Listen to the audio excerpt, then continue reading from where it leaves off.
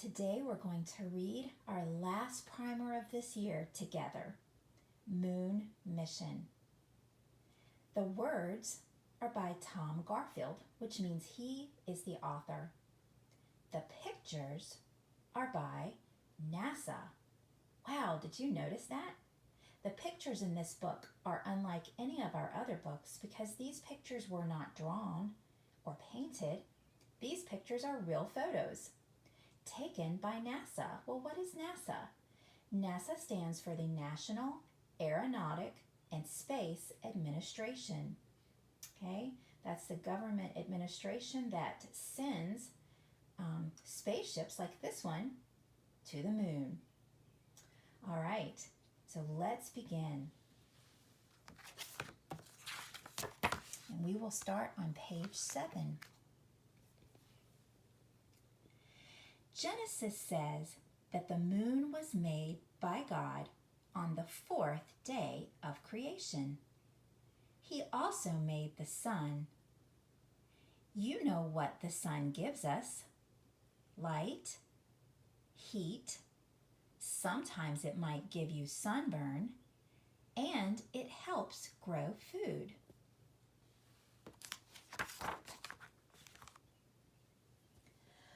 Without the sun, there would soon be much starvation on the earth. The sun makes its own light like a fire. Yet, how can the moon have the light that we see during the night?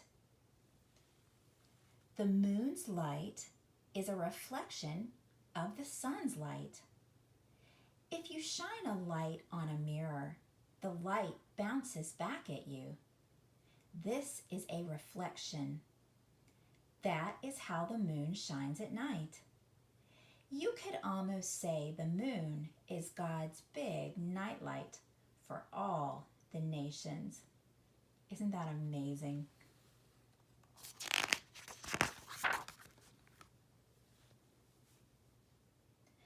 For generations, men have said, "We want to go to the moon." However, the moon is about 240,000 miles away. That is as far as going all the way around the world 60 times. A trip to the moon would take a great imagination and a lot of innovation. The moon is out in space where there is no air to breathe. Wow. I think it takes more than a great imagination to believe that we could actually put a person that far out into space, especially into a space where there is no air to breathe. But wow, God put it on the heart of some men, and He gave them the knowledge and the dream to make it happen. See that word innovation? Innovation is the ability to create something, to make something happen, even something that might be really hard.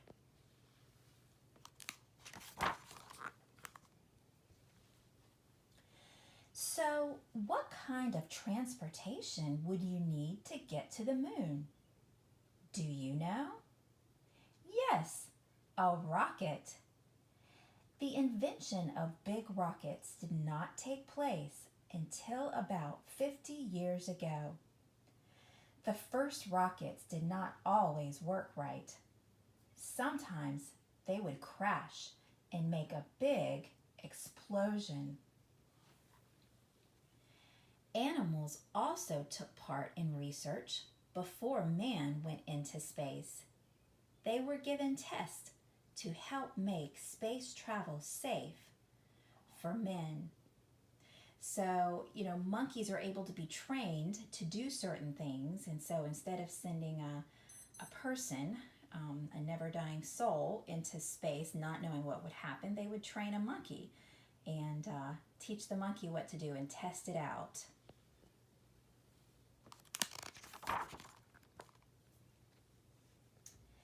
In 1961, the President of the United States, John F. Kennedy, told our nation that we were going to have a mission to put a man on the moon. It was his vision that we would try to do that in less than 9 years. That same year, an American with great determination went up into space for the first time. His name was Alan Shepard. Our spacemen are astronauts. That is their job or occupation. Astronauts must meet special qualifications. They need lots of education and training. They must be strong and smart. They also must be brave. They must be calm under lots of tension. Wow, they really do have to meet special qualifications, don't they?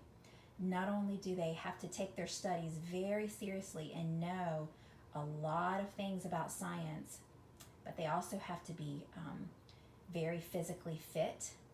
But really, most of all, is they have to be brave and calm because they're under very stressful situations, and if they don't remain calm, probably wouldn't be good. So we really have to admire astronauts for the work that they do.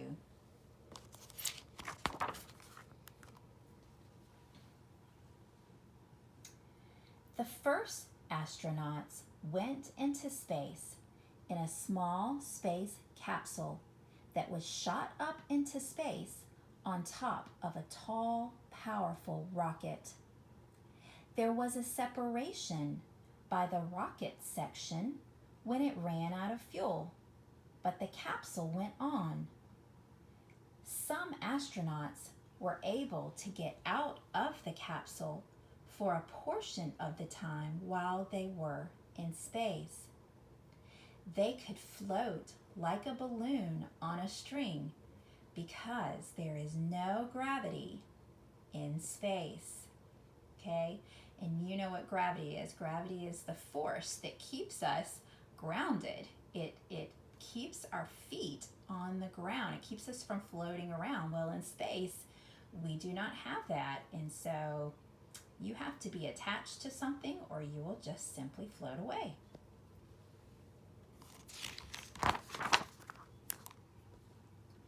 However, there were some problems too. 3 of our astronauts were lost in an explosion when they were in the space capsule still on the ground. That made some men have hesitation about the moon mission. Soon, the corrections were made and they went on bravely. Wow, and this is a real picture of that explosion. Something happened while the capsule was even still sitting on the ground, and some people were killed in that explosion. And you know, that's where that bravery comes in, because some people would be like, no, we just can't do this. It's too dangerous, it's too risky. But God had put it on the heart of men to keep trying and to keep going on, and they did.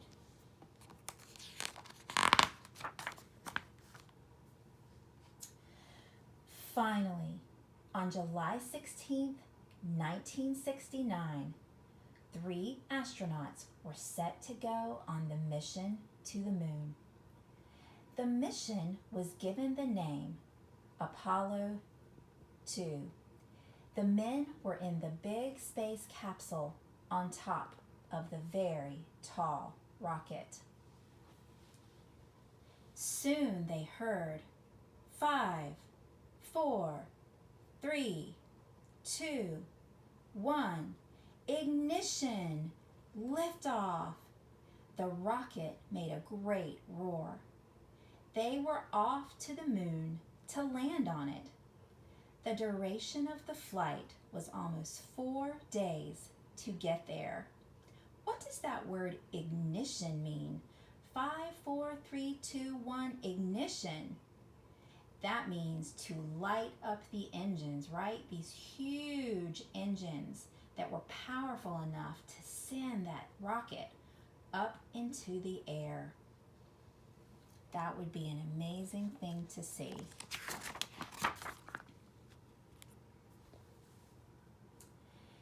They went very fast, but they did not feel much motion. When they got close to the moon, the space capsule had a division into two big sections. One section had to stay high above the moon with one astronaut, Michael Collins, to drive it. So one person was going to just stay up above the moon driving that capsule and not actually land on the moon. That was Michael Collins. The other section would land on the moon with the other two astronauts in it. This would take much coordination. The landing section was the lunar, Latin translation for moon, module. It had the name Eagle.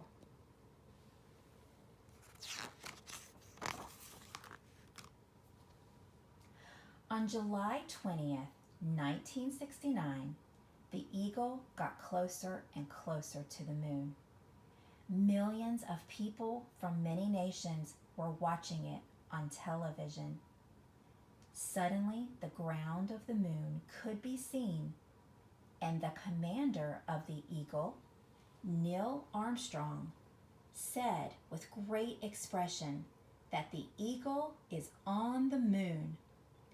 Neil Armstrong had his space gear on, and he went out of the door of the Eagle. Wow, and these are real pictures of all the people who are in the control room there, watching what's going on, monitoring everything that needed to be monitored.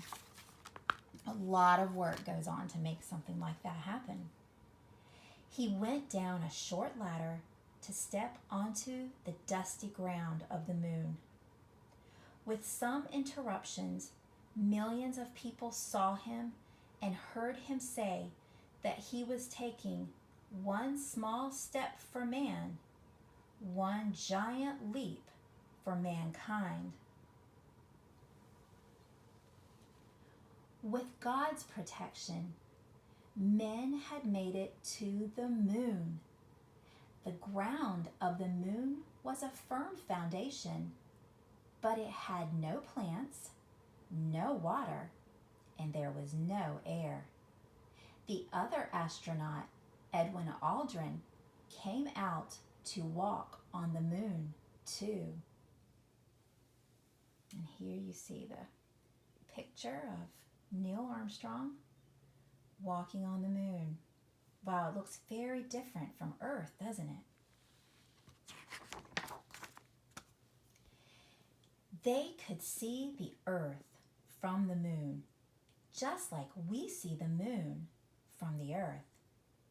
They made the decision to take some moon rocks with them and left some tools that would send information to scientists back at the Earth stations. There was not much traction in gravity, so the men had to bounce, not walk, when they were on the moon. They put up an American flag on a pole. So here you see the very well-known picture of Neil Armstrong with the flag that they put up there. He's saluting the flag. So as they were up there on the moon, they could look back and see the Earth. Can you imagine how incredible that would be? Then it was time to go back. The Eagle shot off the moon and made a connection with the other section of the capsule in space. When the astronauts got back to Earth, there was a grand celebration. So the next time you look up at the moon, remember that God let men walk there. And indeed, it was because of God, as I said, that the men even had the ability to make it to the moon. And what you see here are the parachutes So as they're coming back down to Earth, they go out of the capsule and then their parachutes land in the ocean and they are picked up there. So that's what you see in that picture. Pretty incredible. And they made it back safely to Earth. And that is the story of the first moon mission. So today you are going to work on this page right here. The Eagle has landed. Remember, that was the name of the space capsule, the Eagle. Now, this is a little different from what you've done in the past. So what this is it's like a retelling of the story. And all the words that you're going to use are down here in what we call a word bank. Okay? These are the words that are going to fit onto these lines to retell the story. So you're going to read the sentences and put the words in the right place. You may need to look back in your book to do this, and that would be a very good thing for you to do. If you get a little stuck, just look back. This may be a little difficult for some of you, but I want to tell you, you will be doing this a lot next year in history especially, is finding information and filling in information. It's a good activity for your brain. So go ahead and do the hard work to find these answers if you need to and put them in the correct place. All right. Good job.